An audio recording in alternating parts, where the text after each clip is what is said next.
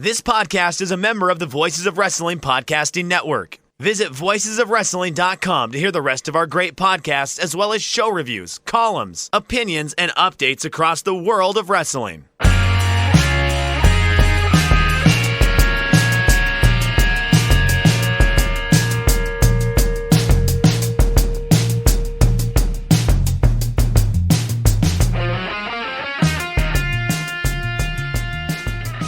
Hello, friends. Welcome back to Shake Them Ropes. My name is Chris Novembrino, and my co-host, and my friend, your friend, is Jeff Hawkins. Hey, Jeff. You're passing off your friendship to other people? Okay. I mean, I need some help sometimes. You're a bit of a handful, Hawk. Oh, trust me. Watching you and my improv partner bond over Star Trek gave me the fear of God in my life. Yes, Picard. Jeez. Let's talk about Q some more. No, don't. I'm getting through Enterprise now. I have thoughts about the weird pivot that UPN made that show take in season 3. Oh, but Chris is enjoying a tasty beverage. I had to put it away because I have like too many cats now. But I was enjoying chocolate milk, good chocolate milk. So there's like the cheap chocolate milk that you drink at school or that is available at the same price as like the regular milk. And don't get me wrong, regular milk is fine. People just need regular milk. Don't get me wrong on that. But chocolate milk is like a dessert thing. So you shouldn't buy cheap chocolate milk. You really should splurge and buy like the really good chocolate milk, the stuff that's like $6 for like a quart of it, because when you do this, it is deliciousness. Or you can also do what I did tonight and just kind of scope the clearance aisle, and there was some really good premium chocolate milk on clearance. I'm not going to give them a plug. Like it goes bad tomorrow. No, it goes bad. It goes bad on the 12th. Like what's today? It's the 9th? Yeah, dude, I've got like 3 days to drink this thing. I know, but that's usually where the clearance rack milk is. Yeah, for sure. A good chocolate milk is good. I like banana milk. I like that, the Nestle kind. That's pretty good for me, even though that's, artificial banana is usually not my jam. But I do like banana milkshakes. I agree with you in terms of the go for the premium stuff, especially when you buy ice cream. Like, get the high butterfat content stuff, the $7 a pint or $6 a pint stuff from like McConnell's is a big brand out here in California. Cool House is pretty good. Yeah, they are. Because if you're buying like Breyers, what you're paying for is air bubbles that are basically fill it with a lot of air to give it the semblance of creaminess when it melts on your tongue. And it's not really creamy ice cream. It's just kind of, cheaply made crap that, melts in your mouth very easily. But it's not really good. I like good ice cream. I will splurge for that. Especially with like just kind of lactose intolerant. I can't drink a ton of it. So small, very flavorful dairy products I still find to be really, really good. And Cool House is a really good ice cream brand. I like that. Yeah. So we have we've had a few days to digest WrestleMania both nights. Do you have any changes in any of your opinions across the board? I was really surprised with like how over the top the Firefly Funhouse discourse became. Like there were like big think pieces and stuff, and I didn't think it was that cerebral. Like I sort of liked it, I enjoyed it, but I didn't think it was all that deep. So that was a bit surprising to me. I don't know that I've really changed my tune on much anything. How about yourself? I give a little bit more credit to that Firefly Funhouse. I agree. I think there's way too much deconstructing of it as high art. A little bit too much. I was amazed by the response to it. I didn't think it got that damn Animotion song stuck in my head. Oh, I love that song. I don't care. No, it's good. No, I've been jamming it on the drums like the last 3 days. There was an Easter egg I had forgotten about in there when Cena's wearing the Yankees jersey. I forgot about that CM Punk promo that called him the New York Yankees. I thought that was, I go, oh, there's another clever little layer there. I did change my mind. I did rewatch Charlotte and Rhea Ripley, and I enjoyed it more the second time I watched it. I get what her costume's supposed to be now. It's a Dragon Ball Z reference. Yeah, I was. Yeah. Somebody wrote me that because it's her favorite anime character. Android 13, I believe. Speaking of Rhea Ripley, news coming out was that her work visa expired after WrestleMania, and she's going to go back to Australia for a while. Chris, how does that happen? How does this happen in a major company where the owner's wife was a member of the government? It's just a lack of attention to detail. I don't know any other way of putting it. You know, in this case, it's an HR thing. I feel like HR has to have, this is going to get boring and very sort of like, how should an office work sort of argument. But HR should be keeping track of the visa status of everyone who works internationally in that company, right? I could see them putting the onus on the talent. I really could. It's like, you need to keep track of when your work visa expires and come to us to tell us to do something about it and get your paperwork in and all that other stuff. Whereas other companies would be the ones doing it because they're the ones sponsoring you for the work visa.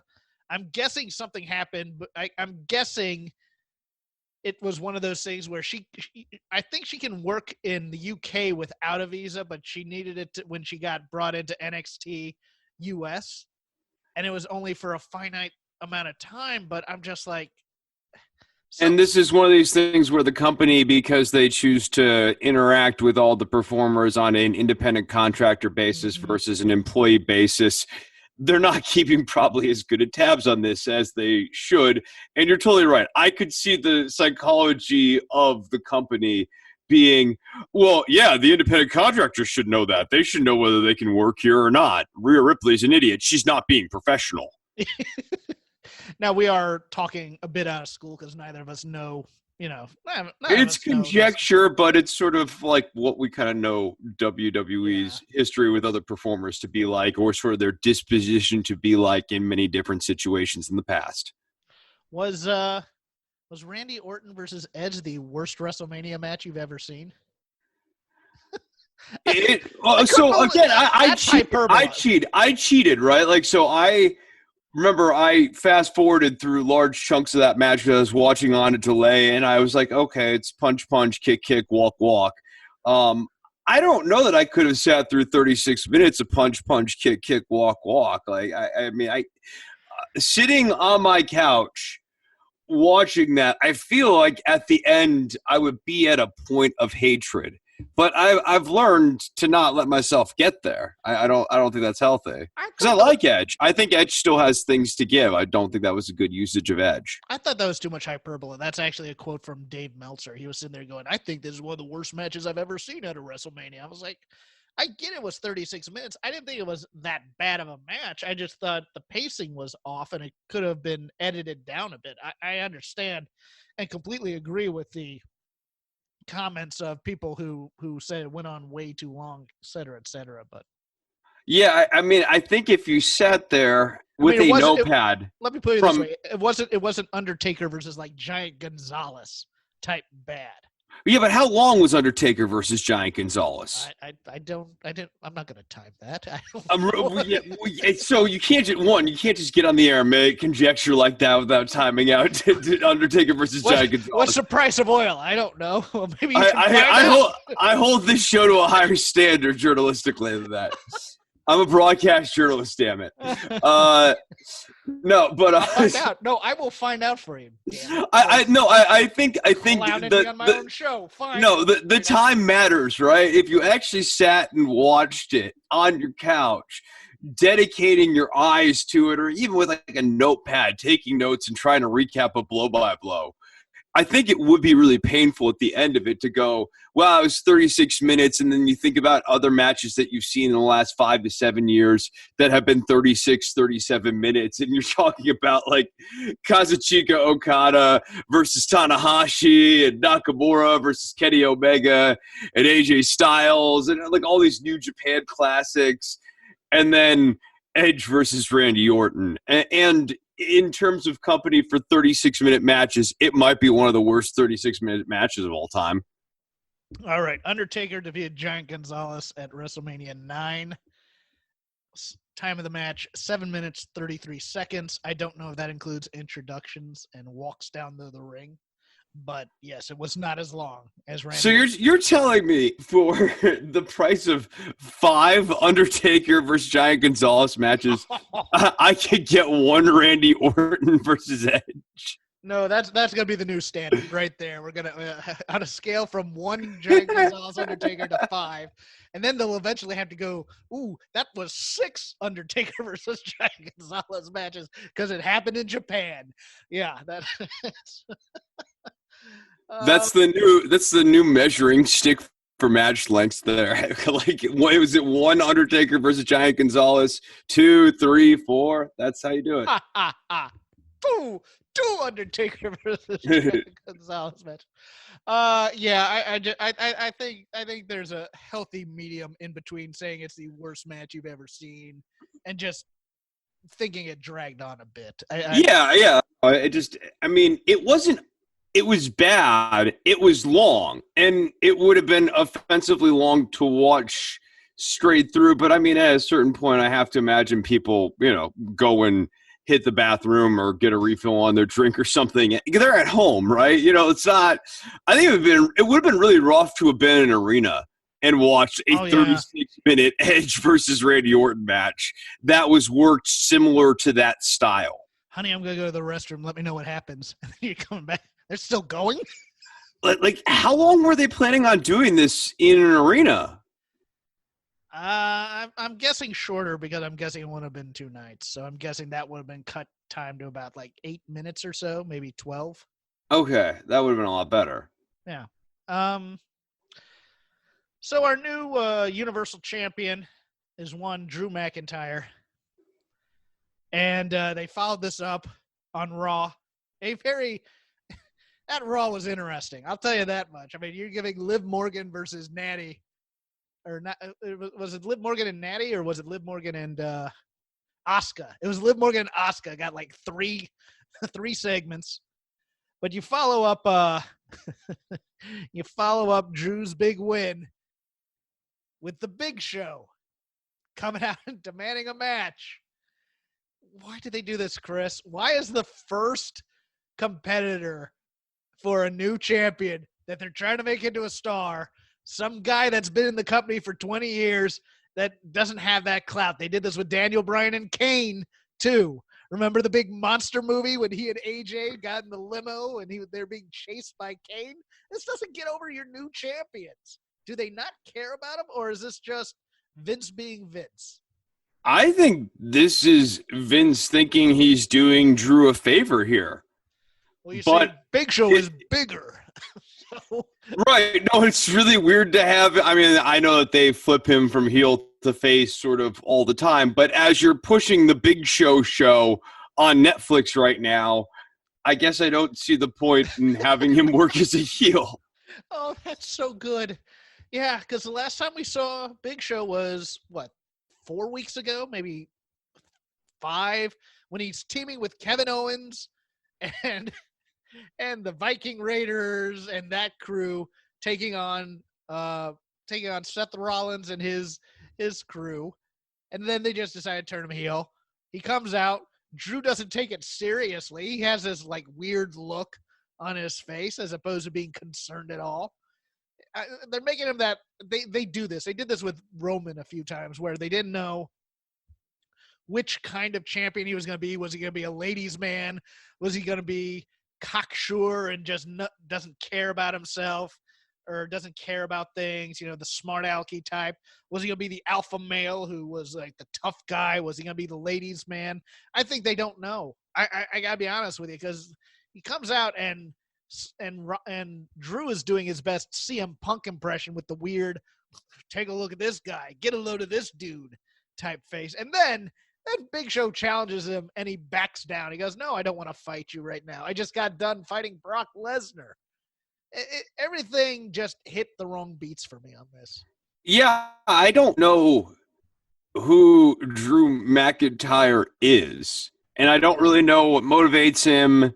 And I was thinking, watching WrestleMania, well, what the hell is this guy going to do now that he can't point to the sign every week? Because that was really a big part of his characterization going into this WrestleMania match. This sort of meta, self-aware pointing to the sign. Like, how do you port that onto week-to-week television? Yeah, among other things that also happened on Raw, I guess we're gonna go right back to Becky and Shayna. I'm a little flabbergasted as to why it ended. I mean, they thought they were protecting Shayna by ending it that way. I strongly disagree. And it looks like Bianca Belair is now a permanent member of the main roster because we went from a tag team rematch. Because why are we rematching immediately? I don't know. And then turned into a mixed tag just as we thought it was going to be. And this is what it's going to be. Is these some version of this 6 for the next 6 weeks, I think. Yeah, I mean, I think to answer your question about the booking, it's a bit of paralysis on the writing front and not knowing how to write. Well, let me butt in here real quick. Okay. Because they have a big issue. They can't fly anybody in. And there's a lot of people who can't fly in. So they're basically, all right, who's available here in Florida that can drive down to the Performance Center and come do a show? I sympathize like hell with, depending on where all the writing staff is these days, because not all of them live in, Connecticut or Florida. And part of this is a personnel issue. Yeah, I'm not saying it's every writer involved in this company currently under contract is doing a bad job, because I think part of it's that those people aren't there either, and part of it's that their wrestling personnel not there. But I think it's a mindset issue, right? It's accepting the realities of the situation for at least the next 4 weeks. And what's great about wrestling in terms of working in this pandemic climate where there is social distancing, you might not be able to do arena shows for quite a long time here, is you can keep assessing this on a month-to-month basis, with pay-per-views being a point where you can reset and prepare yourself to sort of reopen the doors to your arena show whenever you can. But I think they really need to get into the mindset of, for the foreseeable future, we need to be booking in 4-week patterns and, go back to kind of classic wrestling templates and use that to your advantage rather than be scared of the future. Just sort of roll with it. For WWE, it's funny because I was watching this week and somebody put up just a beginning of an old primetime episode. This is back in like 92 when Flair was still with the company, and this is when they were doing roundtables and then throwing the matches with like Vince at the head of the table, Okerlund, Hillbilly Jim, Mr. Perfect, and Bobby Heenan. And those didn't have an audience, and those were fun as hell. And they have all of the resources to do that right now. You could have Michael Cole with, pick your heel manager of the week and their talent. Like, I mean, you could do that exact same template if you want. But then you can toss to matches in the Performance Center. I think the other key thing that needs to happen for both AEW, NXT, WWE across the board, get the show down to an hour. Just keep things rolling. But yeah, do that studio setup. Use the studio setup as a way of getting over angles and setting up matches at the Performance Center. And stop worrying about like things like entrances. One of the other things that those old shows did that was good is you just started with the people in the ring. And I think that that's actually not a bad way of doing this, or just, end with, someone walking up the stairs, at the tail end of their entrance or whatever. Yeah. Or, you could do control centers and throw to like green screen interviews I mean, Absolutely. there's a lot you could do here still, and it looks like it's going to be happening for a little bit longer. News coming down right before we went to air that next month's Money in the Bank pay-per-view will not be taking place in Baltimore, Maryland, due to the pandemic, or as they like to call it, extenuating circumstances. I think it is her current. I was trying to find a way to make like a too big for, but I couldn't find a way to get it in there. I am guessing that this year's Money in the Bank is too big for Baltimore, and they will be doing a ladder match in an empty performance center, much like they did for this week's NXT. Grow up, Baltimore. Oh, geez. What is wrong with you? Yeah. Oh, where do we start? I think MGM Grand Garden has announced there will be no shows for the month of May, which I guess includes Double or Nothing. The problem is Access and AEW have not come out with an official statement yet, which would be nice because someone on this show has tickets to that, and I'm guessing what they might. I do? No. Oh. But I'm guessing what they might be doing is deciding whether or not they're postponing it and going to allow people to keep their tickets and put it on them to make new reservations, or if they're going to give refunds. It's tricky now, and you're going to see a lot of bad will towards businesses that decide that, hey, we have this money you gave us for these events. Maybe we'll just postpone them and keep your money for a while and say, no, you find a way to get here. I could see that happening, especially for things. I mean, the UFC today just got smacked down from having fights on their private island. And they're going to need money. They're going to need cash flow very, very soon because they have bonds they have to pay from the sale, and one's coming up in September, and if they default on that, they're in big, big trouble. So I could see a lot of leisure businesses like concerts and stuff starting to rethink, hey, are we going to refund all these monies, or are we just going to say, hey, we're postponing the concert, it'll come? That kind of business model. I mean, you can get a lot of angry consumers out of this whole thing, especially with unemployment rising as it is right now. Yeah, and then a lot of class action lawsuits too for, refunds and refunding action.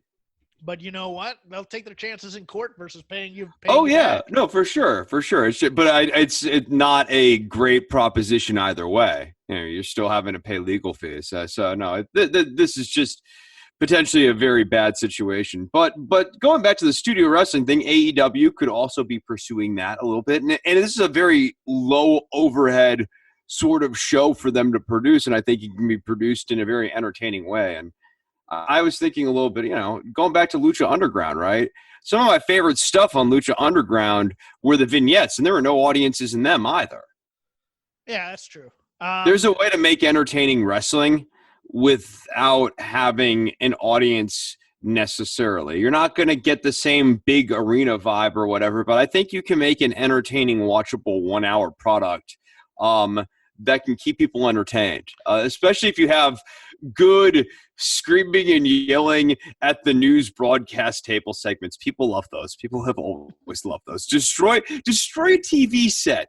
People love that. Who doesn't love the table getting thrown through the back wall? That's good stuff. Yeah, who doesn't love Bobby Eaton bringing over a jobber to Crockett and Shivani and just hitting him on the table there and just taking him back to the ring?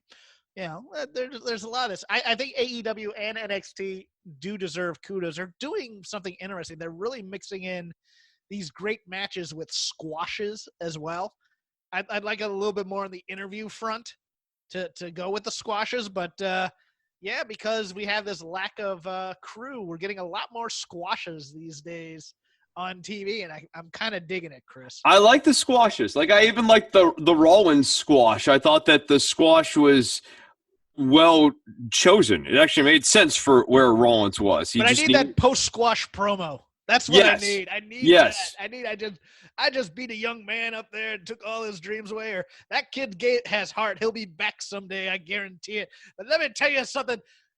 Michael Cole, I'm going to be fighting Kevin Owens, whatever, just something like. No, but or Seth Rollins like holding the kid up and like trying to cut an interview with him and just being a total jerk to him, or maybe saying that he's helping him out by letting him take this massive beating and he's going to show him one more tip and then hitting him with the curb stomp again. Like squash matches are good. I go back to studio wrestling. 80s studio wrestling is the template that they can run with right now.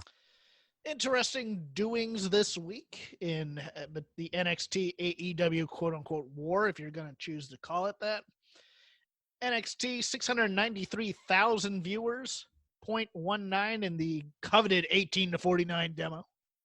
AEW, 692,000 viewers, but they had a little bit higher at 0.26 in the 18 to 49 demo. So basically, NXT by a hair, by 1,000 people. More people wanted to watch the cinematic, quote-unquote, conclusion to Gargano and Ciampa and the women's ladies match for the number one contender to Charlotte Flair's NXT title. We are now in week 2 of TakeOver. TakeOver having started last week a little bit with the three-way between Keith Lee. Well, stop. But real quickly before we move off of the ratings thing, which of the two did you think was the better show? Ooh, that is a good question because I really did enjoy AEW this week. Mostly, not all of it, but I did enjoy it. But I would go with I lean NXT. I enjoyed that. I agree. I think the ladder match and the main event. Okay, we'll talk about the main event. We'll talk about the main event. Yeah, but like there were things there that were interesting. It just felt like a better made show than AEW. And we'll talk about some of my problems with AEW. But I think it's been interesting because like week to week, I think some weeks AEW has been winning the comparison shop war, but this week was not one of them. I thought NXT won. Go into it. Why not? Because this would be the time we'd talk about a little bit of AEW. Okay, so I thought that the Britt Baker and who is she wrestling? Hikaru Shida. Yeah, Hikaru Shida. Hikaru Shida, as Dasha Fuentes calls her. Yeah, so I thought that match should have ended once Britt Baker was just like gushing blood from her nose, and I thought that got praise. I'm like, are you kidding me? We're in the middle of a damn pandemic. I know. No, but here's the thing that made it very dumb to me is that the finish was the exact same spot that they could have wrapped it up on. Shida actually hits a knee right after Britt Baker starts gushing blood, and then her finish, she just runs off the ropes and hits another knee, and I'm like, why didn't we just go home? I thought maybe Baker's got to get the win or there's some other finish that needed to happen there. But for Shida to just go over, I thought it would be completely convincing for her to bust a geyser and then, get the win. That's a convincing win. Why did that match need to keep going on? And then the other thing for me was I thought the package in the middle, the video package, you know those don't do anything for me. I was watching the parts where Hager was talking, and I thought some of the characterization for Hager was good. I like some of the stuff with Ambrose or Moxley. But and then I enjoyed Orange Cassidy's little gimmick where he just spies on Kenny Omega and Michael Nakamura or Nakazawa. Yeah, hanging out in his closet, and then the best friends come in, and then after the best friends leave, Orange Cassidy just goes back to hanging out in the closets. Yeah, I disagree. I really liked the Hager stuff because it's that UFC building. I didn't say I didn't like the Hager stuff. I like the Hager stuff, but like that video. I liked the Hager stuff. I don't like the video packages, like the extended recap of everything that's going on in the card in the middle of the show. I just think it totally kills the momentum. Like I have to fast forward through that stuff to get to the main event. If I sat through it, I'd be bored out of my mind by the time we got to the main event. I know Cody says it's merely coincidence and there's just certain characteristics, but I did not fall off of a turnip truck. Mr. Brody is Mr. McMahon in any way, shape, and form. Today, the whole dress code thing has been kind of a bane for the writers and for the talent, where it's like you need to dress like you work in a corporation so that these types of things you can't fool me. That's what it is, and I'm fine with it. My big problem with the show is okay. You got to decide who's going to be the comic relief on this show. Is it going to be Jericho, Matt Hardy, or Nakazawa and Omega? Because there's too much of it. There's too much. Yeah, no, Jericho hamming it up on commentary. Like, I get that he's entertaining, and he is entertaining, and it's like, especially as someone growing up watching Jericho in WCW as a kid when, like, I really enjoyed his antics back then. Like, I thought he was the best. I loved Ralphus particularly. But he's hamming it up on commentary with Shivani and doing this whole nostalgia tour thing, and it's like, I'm supposed to hate this guy. And, like, even when he's working as a heel, like, he does, I'll give you an example. Calling the guy Pineapple Man. Like, how does Pineapple Man come back from Pineapple Man? Because, like, I can't even remember that guy's name now. But I remember Pineapple Man. Yeah. I did enjoy the Cody versus Shawn Spears match. I thought that was – it's weird because Shawn Spears has kind of been in this rut on Dark of, who's going to be his tag partner, and that's just not an interesting story right now. But I thought this match was quite good for him. Oh, and I like Jake's promo, too. Yeah. I thought Jake's great. I enjoyed the squash match, too, with Lance Archer. That stuff really worked. AEW came off the blocks this week with some good steam, but it just – for me, it kind of turned the corner momentum-wise when the Britt Baker match kept going on, and then we hit that big video package in the middle, and I was kind of slowing down on the show. Yeah, the old school passing out from the pain from the figure four. I like that. I do. Or just not being able to kick out of it. I thought that's a nice little touch from the class of 1986 right there. I thought that was neat. So, NXT, where to start? I'm going to start with a minor rant from last week's NXT. I could not believe they fed Jake Atlas to Sam Shaw / Dexter Lumis. You got to understand, Jake Atlas, kind of a big deal out here in California on the indies, thought to have major star potential, especially for the woke commerce types, because he is a big advocate of LGBTQ or LBGQT. I think I got that acronym right. TQ, actually. You got all the letters. I got the letters. I just got them in the wrong order. I'm sorry. I'm so sorry about that, really. Yeah. This was a guy who AEW wanted to push to the top of their card. This is a guy who could have gone to Ring of Honor and top-lined probably on this next contract, but his dream was to go to WWE, and he's 200 pounds, and this is what happens. I could not believe it, Chris. I mean, but I can, because I've seen Tony Nese get completely overlooked by this company. Yeah, I'm a little saddened by that.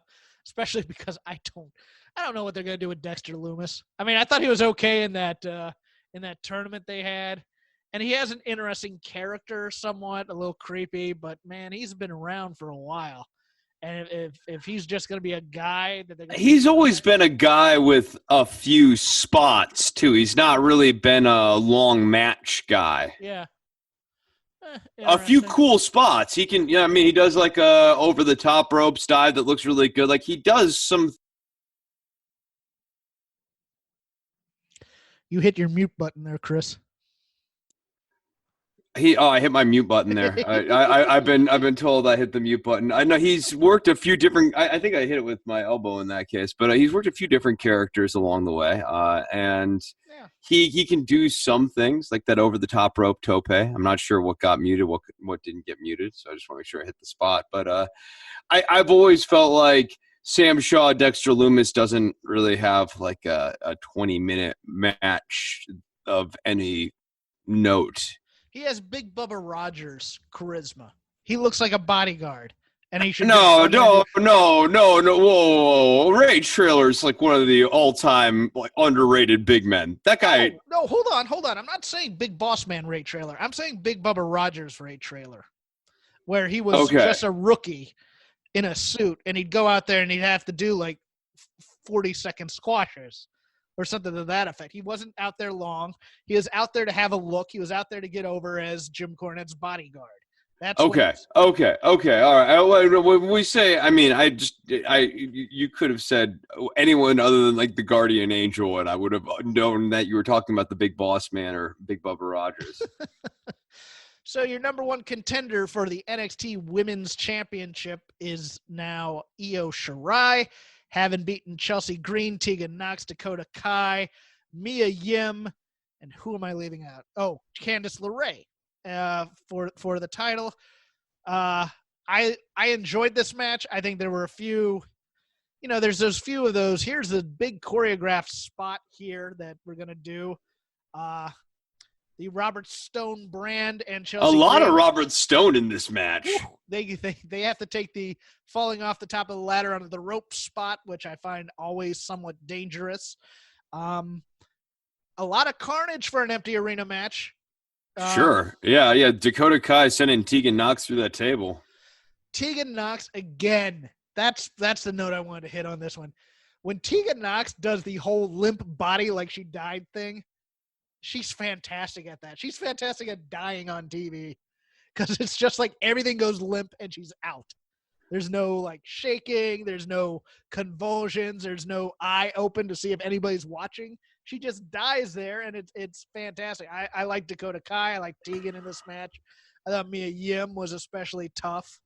Raquel Gonzalez, unnecessary addition into all of this. I mean, like, kind of less is more. Yeah, it's weird because you're going to do the spot with Robert Stone later. So it's always weird to have people in there interfering on your behalf, climbing the ladder and doing the spot. I think one's fine. I think two's overkill. Yeah, no, absolutely. I mean, it even begs the question, why isn't Raquel Gonzalez going after Robert Stone? Because, I know it's heel versus heel, but, like, it's also every man for themselves or every person for themselves. Very true. I think Io Shirai I think they put this over on commentary, too, that she has always wanted to face Charlotte Flair. I'm hoping that's in front of a crowd and not in an empty performance center. It seems to me like Io Shirai's placeholder holding pattern sort of feud. I don't know that. I don't think so, because I think Bianca Belair going to the Raw roster changes a lot on that women's roster. And if Rhea Ripley, well, yeah, Charlotte's certainly a transitional champion.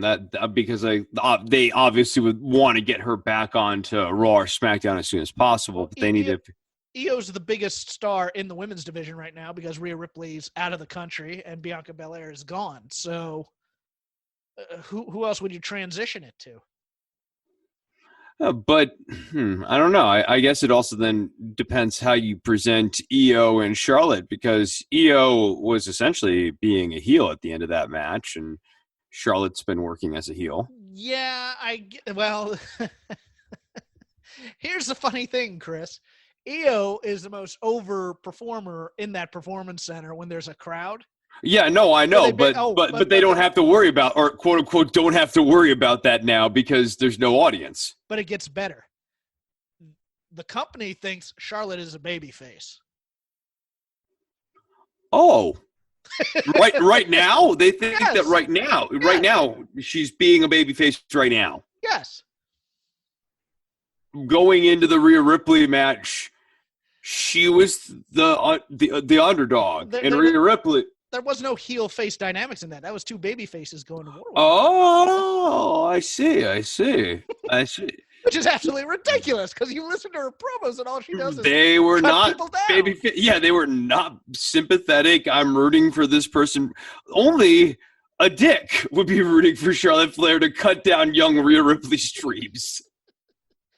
Yeah, I actually think Tegan Nox may be the next big babyface champion now that they turned Candice LeRae, but I think there's a good chance Io Shirai takes the belt off of Charlotte, but they're gonna be putting Charlotte on NXT for the star power / ratings for the foreseeable future. I am kind of looking forward to that. Any other notes on this match that you anything you saw or anything you wanted to bring up? No, I thought it was a good match, though. I was surprised at the level of work that these performers put in an empty arena. Yeah, that has to be hard, right? Sure. Yeah, right. No, you have to really kind of lock in and just let the adrenaline force you through that stuff. What if, and I know we hate we hate this stuff when there's actual people in an arena, but this is a special circumstance. What if we could find a way to just close off all the chairs in there so it's just a dark room and just pipe in crowd noise as an effect? Because I saw a video of it where somebody was watching the empty arena stuff with crowd noise on the computer, and I was like, that makes it better, but I don't know if it would be seen as hokey or not. So it's just something I was kind of testing in my head. I think it might be too hokey to put it out there. Yeah, I wouldn't do that. Okay. I wouldn't do that. Yeah. It was just a thought. I just think there, or maybe like in a video game, like a soundtrack, like some music going on while you're playing. I thought you were going to say like card people in the background holding up signs and stuff, like 64 style. No, but just something to break up the silence in some way, as opposed to having to hear all of them like doing their screaming, because some of them aren't cutting very good promos while they're doing it. So I think that's an important note that they need to work on in terms of when they're doing these matches in the empty arenas is the talking during the match is very, very important to filling in the space that is left by not having an audience there. Right. You need to have that sound in there, whether it's you smacking somebody's chest or you talking trash. Like it's also the WWE main roster commentary style is a real hindrance in these empty arenas. It's meant like Michael Cole's delivery is meant for the classic 1990s Tony Schiavone. This is the biggest night in the history of our business.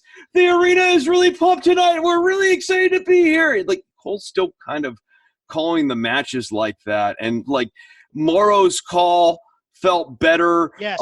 Tony and Jericho's call felt better, and it kind of filled in the space a little bit more, even when it was like off the mark, kind of tonally. But Morrow, I thought, made much more usage of the space than the standard WWE call has. Yeah, and I believe he taped that in his home here in Los Angeles. From his home studio, so that was a nice touch. I think Morrow brings a lot more brings some excitement to this product versus just a straight call that is desperately needed in these times.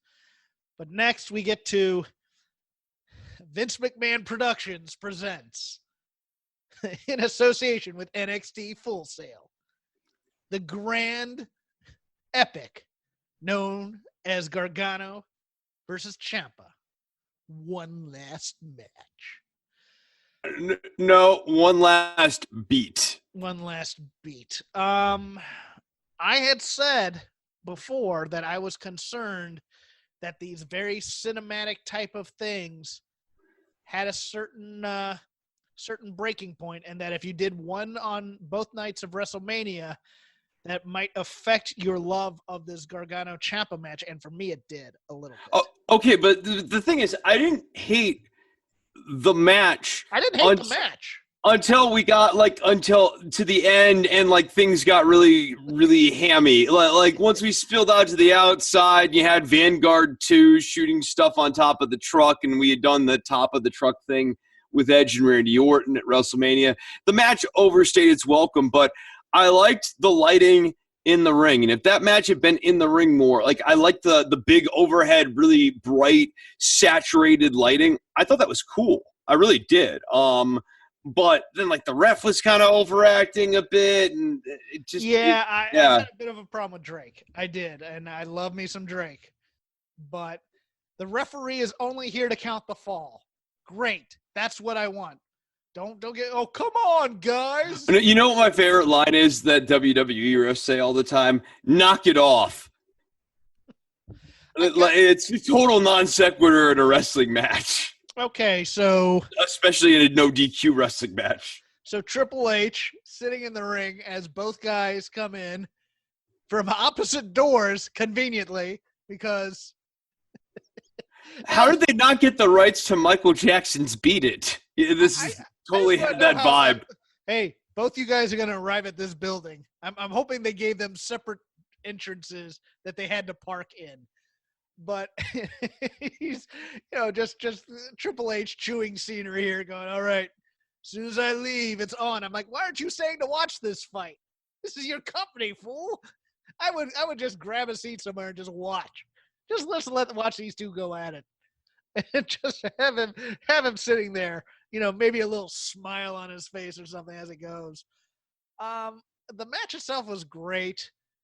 I think it's funny because I read a comment that goes, basically what they've decided to do with this match was take the Shawn Michaels, Ric Flair, I love you, I'm sorry spot and make it the dramatic point in every match now. The hands joining each other, was that a bridge too far for you? I thought it made Tommaso Ciampa look kind of dumb. Like the weird, the thing is, it's not earned, right? It's not, I don't like the latent content of it or whatever. It's not that. It's that there's no emotional earning of these moments at this point. They're just doing them like their hands touch. They really love each other. They're right, yeah, because they're friends and they're beating each other.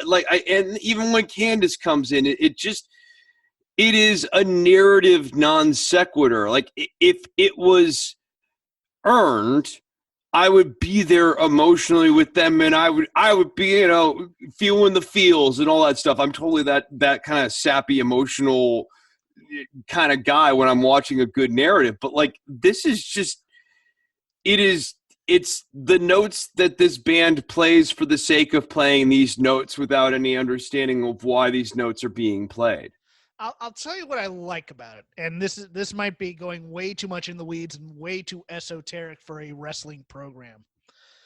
But I've stood out now. I've watched these Johnny Gargano matches with Champa, and the whole theme of them was Gargano would always lose these big matches in his life because he tried to be a bad guy and he wasn't a very good bad guy.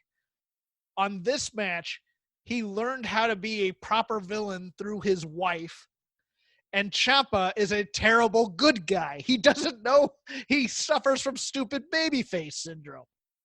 So I would like that if there was a justifiable reason why Tommaso suffers from stupid babyface syndrome. Yeah, I understand why Johnny finally has to break, and it takes Candace to get him there, and so I guess in that sense it's earned.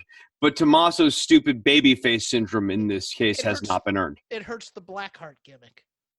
You can't have a heart of stone if you're caring about your friend that you're beating up, So especially because he was coming back here singularly to get Goldie, and he was singularly focused on that. No, I mean, he wasn't singularly focused. No, right. No, there's just a lot of problems for him as the protagonist here. And so, I guess I have problems with that. I mentioned to you today that I had this weird analogy pop in my head involving this moment that we're in terms of wrestling television production and the rock group Styx. This is the most random thing. Let me put it this way. This is Mr. Roboto album. Yeah. So there. 1982, when I was like 9 years old, was a big deal. It was a big deal, right? But that tour was a disaster, right? So here the problem with the Mr. Roboto tour was twofold. One, they had written a product that was not very good. Dennis DeYoung wanted to do this show that was going to be Kilroy. Kilroy's only real memorable good song on there was Mr. Roboto, which was getting heavy airplay and people wanted to see it played live. But the actual live show involved 10 minutes of Tommy Shaw trying to act his way through the open of this before they even get to the opening song. And I don't think Mr. Roboto gets played until 45 or 50 minutes into the show. Dennis DeYoung really forced this onto a journey, and initially, they wanted to do it in theaters, but it was way too expensive to do in theaters, and they weren't making any money. They weren't able to turn a profit. So then they tried to do it in arenas, and the show wasn't working in arenas because now you had tens of thousands of people, back when tens of thousands of people were going to see music live, in the before time. And they were all sitting there and watching Tommy Shaw from, hundreds of yards away in many cases with tons of echo as he's trying to act his way poorly through a live stage show. The reason all of this popped into my head is because WWE has been kind of running their product with the same problem that Styx had. Like, different thing. They want to do this big show, and this big show doesn't transpose down to a smaller show. It doesn't transpose down to a smaller venue. And rather than changing the show, like in the case of what Styx should have done when they needed to abandon ship on this theatrical tour because they weren't turning any money, is just play the damn songs, right? Make a set, play the hits from yesteryear, like play Renegade, damn it. No, but play Renegade, play Mr. Roboto, try to make money, turn a profit, do what you have to do, go with the flow, right? God, we are so in Andrew Rich's wheelhouse right now. I hope you're smiling right now, Andrew. Yeah, I really Styx didn't go with the flow, and WWE isn't going with the flow either. And to a certain extent, AEW isn't going with the flow either. Right. And that's what I think about as I'm doing this is you need to tailor your product for the venue that you are in. Dennis DeYoung was going through his Pete Townsend phase at this time. I actually saw a production of Jesus Christ Superstar with Dennis DeYoung as pilot. I believe Ted Neely and Carl Anderson were still in the cast, by the way, for those of you who like Jesus Christ Superstar. You want to geek out musically, you come to me in Novembrino. That's what you do.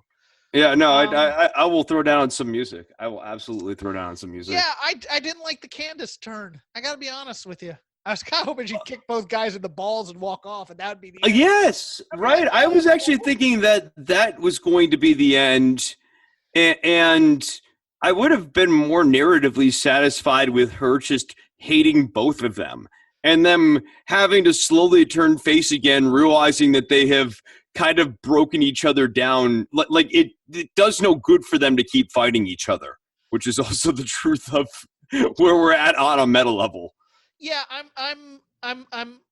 it's one of those things where much like the Firefly Funhouse, I have to think about it a little bit more because you also have to give them credit for narrative storytelling in terms of that cup was obviously the thing that he was handed as he was walking in. So they paid that off. Yeah. And they paid off people paying attention. So I can't slam this as being bad. It's just one of those things where it's like, okay, I've seen two other cinematic journeys through wrestling, and I don't know if this paid off as well as it should have. I think that's my main takeaway. This is another one that could have been edited a little tighter, and I just think it goes back to my general critique of the empty audience or the no audience shows. They should be structured more towards an hour of television, and all the matches should be tightened down. So matches you'd have go 15 minutes, you have go 11 to 12 minutes. Matches you'd have go 10 minutes, have them go 7 minutes. Just, tailor them down maybe 25%, 30%. And I think that would do them some good. The case of Gargano and Champa, it just was a little long. I thought there's a good, if you edit that down, there's a really good edit of that match, right? Yeah.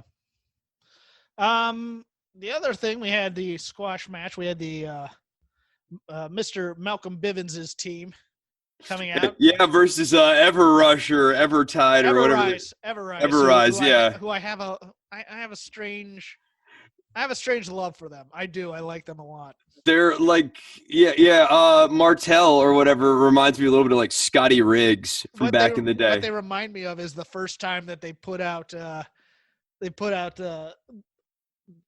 Revival when they were the Mechanics and they're just coming out. They're a team, and they're kind of skilled as a tag team, but right now the WWE doesn't see much in them other than feeding them to other teams. But that there's something there. Kind of like the Hunt. Kind of like the Hunt. They're below deadly. The Hunt. Yeah, they're like probably pretty deadly level right now. Yeah, but they've used them before, and I liked them. I remember they were in a match a while ago, and one of the guys got hurt during the match, so they had been off TV. But I like tag teams, so I'm naturally for this. I like Bivens. Bivens gave me some serious Gary Hart vibes. Yeah. He was doing the big eyes and stuff. It was very Gary Hart. I like It's it. very cartoony. Gary Hart's thing for me was always his voice when he was kind of going into that New York, or it was either Chicago or New York City accent that he had from the streets. He'd be dressed in a suit, but he'd be talking like he'd have his rap daddy from the streets type of thing. Bivens, I think they're trying to make him ham that up a little bit too much, but I'm here for that. He's great and I love him. Yeah, no, I don't know what I think of these two giant dudes. They're not the authors of pain. Let's put it that way. No, they're not at that level yet by any means. And I think next week we get the conclusion of our takeover matches with Adam Cole versus the Velveteen Dream. I'm interested. I kind of want to see if they're going to crown Dream right now, or if they're going to play this game. It's a dangerous game to play, Chris, because NWA, the Federation of my youth, did this with Lex Luger and a number of other young talent, where they always go, "Hey, we're going to give them the big match, and we're not going to crown him just yet, but we'll crown him on the next time." And next time never came. So I'm going to be very interested to see if they decide to see what they have with young Patrick Clark, or if Adam Cole is going to be the flag bearer for a little while longer.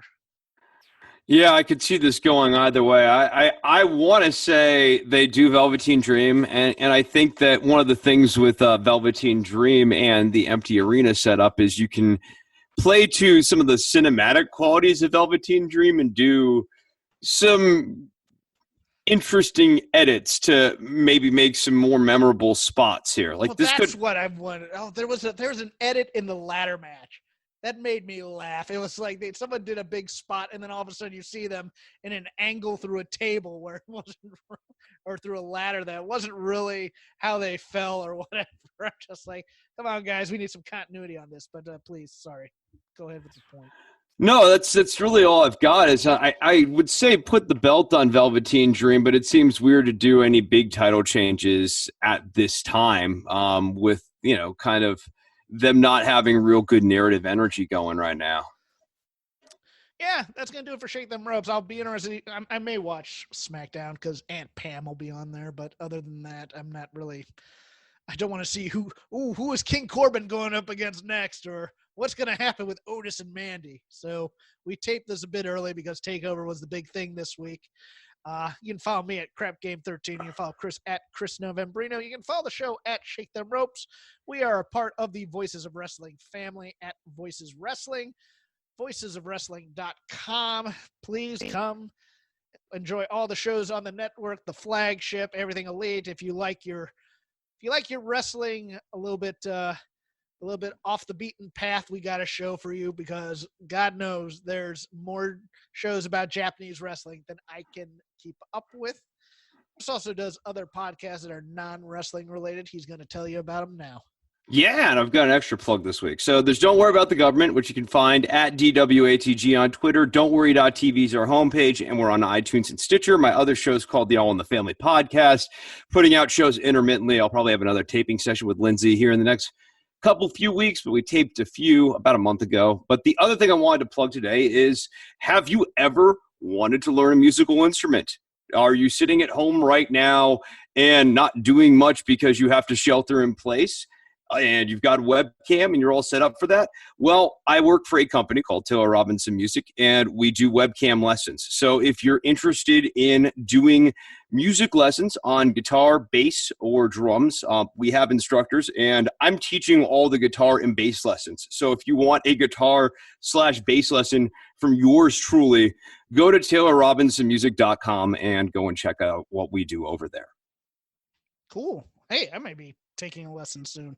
Yeah, if you're just sitting at home and you're not doing anything, go and check this out.